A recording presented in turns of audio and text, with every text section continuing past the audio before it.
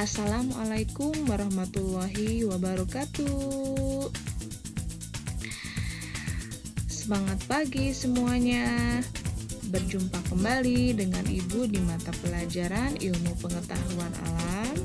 Apa kabarnya hari ini?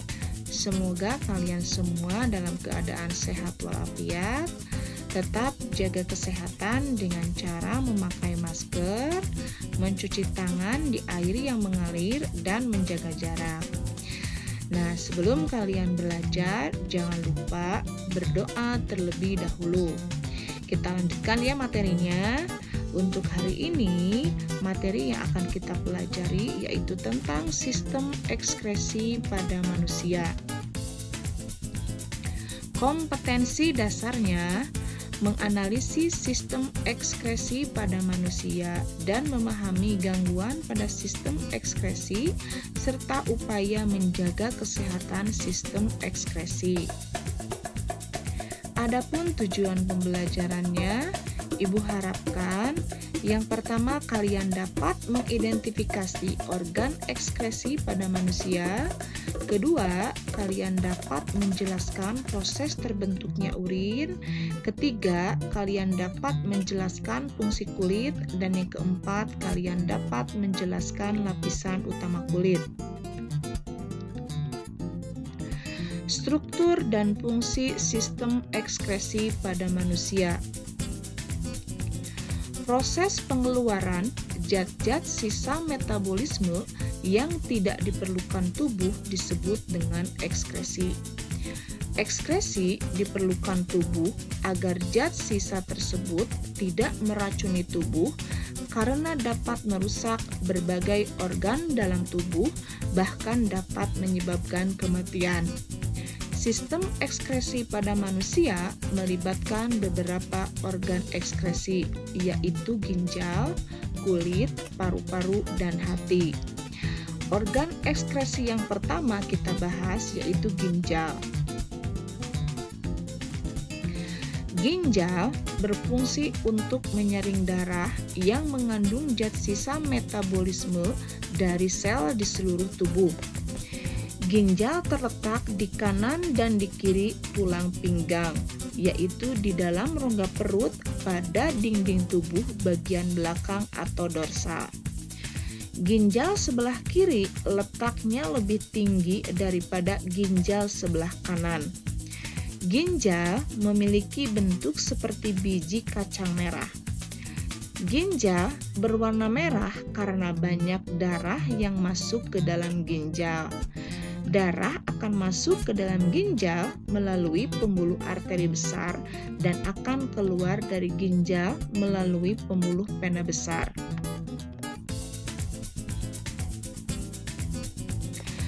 Apabila sebuah ginjal dipotong melintang, maka akan tampak 3 lapisan. Bagian luar disebut korteks renalis atau kulit ginjal. Kalian bisa perhatikan gambarnya. Di bawahnya terdapat medula renalis dan di bagian dalam terdapat rongga yang disebut dengan rongga ginjal atau pelvis renalis. Ginjal tersusun atas lebih kurang 1 juta alat penyaring yang disebut dengan nefron. Nefron merupakan satuan struktural dan fungsional ginjal karena merupakan unit penyusun utama ginjal dan unit yang berperan penting dalam proses penyaringan darah. Sebuah nefron terdiri atas sebuah komponen penyaring atau badan Malpighi yang dilanjutkan oleh saluran-saluran atau tubulus. Setiap badan Malpighi mengandung gulungan kapiler darah yang disebut dengan glomerulus yang berada dalam kapsula Bowman. Pada bagian inilah proses penyaringan darah dimulai.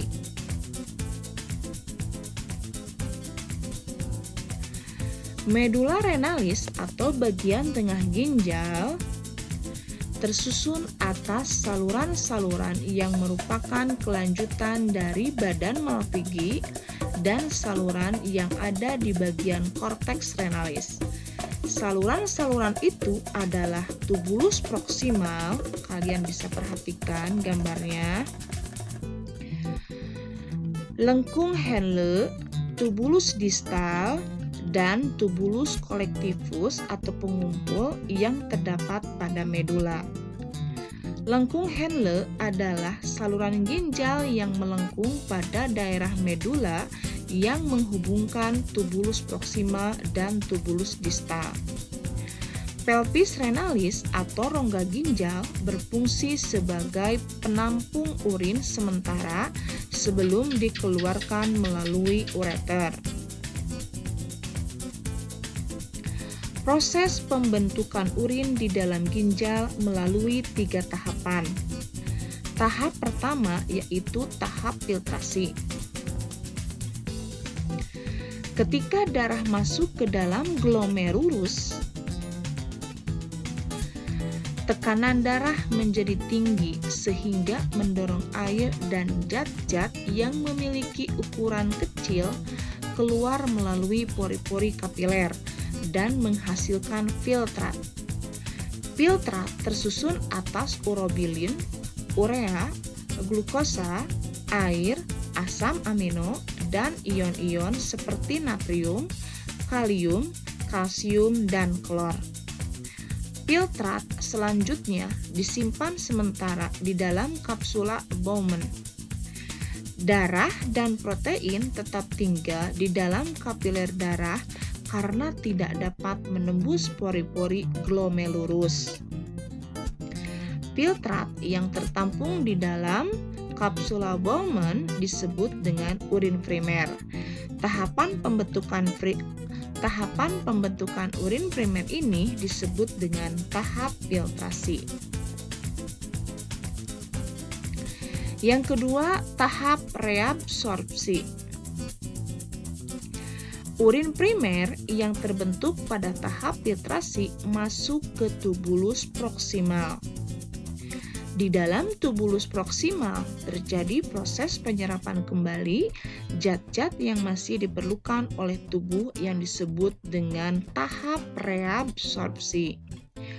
Glukosa, asam amino, ion kalium, dan zat-zat yang masih diperlukan oleh tubuh juga diangkut ke dalam sel dan kemudian ke dalam kapiler darah di dalam ginjal. Sedangkan urea hanya sedikit yang diserap kembali. Cairan yang dihasilkan dari proses reabsorpsi disebut dengan urin sekunder. Yang ketiga, tahap augmentasi. Pada tubulus distal terjadi proses augmentasi, yaitu pengeluaran zat-zat yang tidak diperlukan tubuh ke dalam urin sekunder. Urin sekunder yang telah bercampur dengan zat-zat sisa yang tidak diperlukan tubuh inilah yang merupakan urin sesungguhnya. Urin kemudian disalurkan ke pelvis renalis atau rongga ginjal. Urin yang terbentuk selanjutnya keluar dari ginjal melalui ureter, kemudian menuju kandung kemih yang merupakan tempat menyimpan urin sementara. Kalian bisa perhatikan gambarnya. Proses pengeluaran urin dari dalam kandung kemih disebabkan oleh adanya tekanan di dalam kandung kemih. Tekanan pada kandung kemih disebabkan oleh adanya sinyal yang menunjukkan bahwa kandung kemih sudah penuh. Sinyal penuhnya kandung kemih memicu adanya kontraksi otot perut dan otot-otot kandung kemih. Akibat kontraksi ini, urin dapat keluar dari tubuh melalui uretra. Ini uretra. Nah, sebelum kita lanjutkan, kalian bisa perhatikan gambar yang Ibu tampilkan. Ketika selesai berolahraga, biasanya kalian akan berkeringat. Pertanyaannya adalah, kenapa kita bisa berkeringat?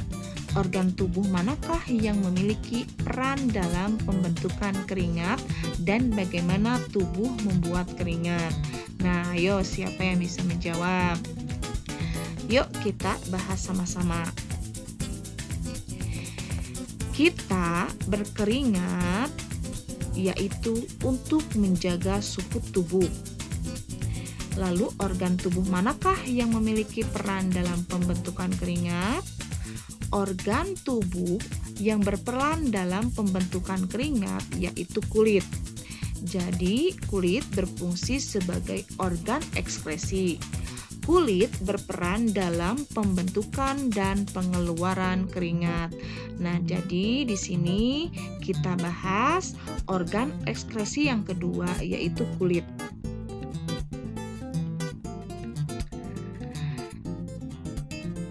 Tadi sudah kita bahas bahwa kulit berfungsi sebagai organ ekskresi.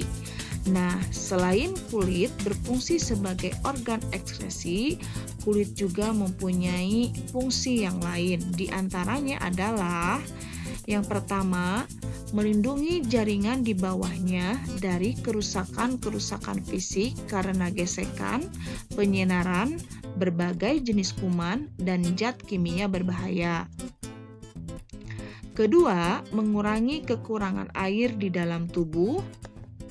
Ketiga, mengatur suhu tubuh. Dan yang keempat, menerima rangsangan dari luar. Kulit terdiri dari dua lapisan utama, yaitu lapisan epidermis atau kulit ari dan lapisan dermis atau kulit jangat. Pertama kita bahas, yang pertama adalah lapisan epidermis atau kulit ari.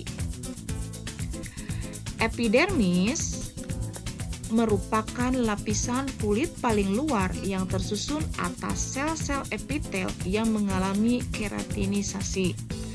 Pada lapisan epidermis masih terdapat beberapa lapisan kulit, antara lain ada stratum corneum yang merupakan lapisan kulit mati dan selalu mengelupas, dan lapisan stratum granulosum yang mengandung pigmen melanin.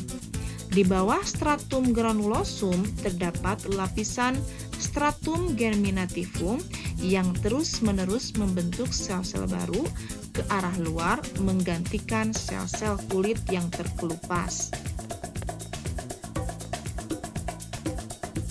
Yang kedua, lapisan dermis atau kulit jangat.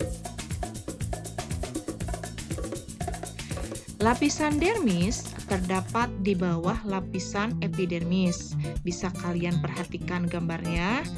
Pada lapisan dermis terdapat otot penggerak rambut, ada pembuluh darah, pembuluh limpa, saraf, kelenjar minyak, dan kelenjar keringat. Kelenjar keringat berbentuk seperti pembuluh panjang. Pangkal kelenjar keringat menggulung dan berhubungan dengan kapiler darah dan serabut saraf. Serabut saraf akan meningkatkan kerja kelenjar keringat sehingga merangsang produksi keringat. Kelenjar keringat akan menyerap air, ion-ion, NaCl, dan urea dari dalam darah yang kemudian dikeluarkan melalui pori-pori kulit. Di bawah lapisan dermis terdapat lapisan hipodermis atau lapisan subkutan. Bisa kalian perhatikan gambarnya.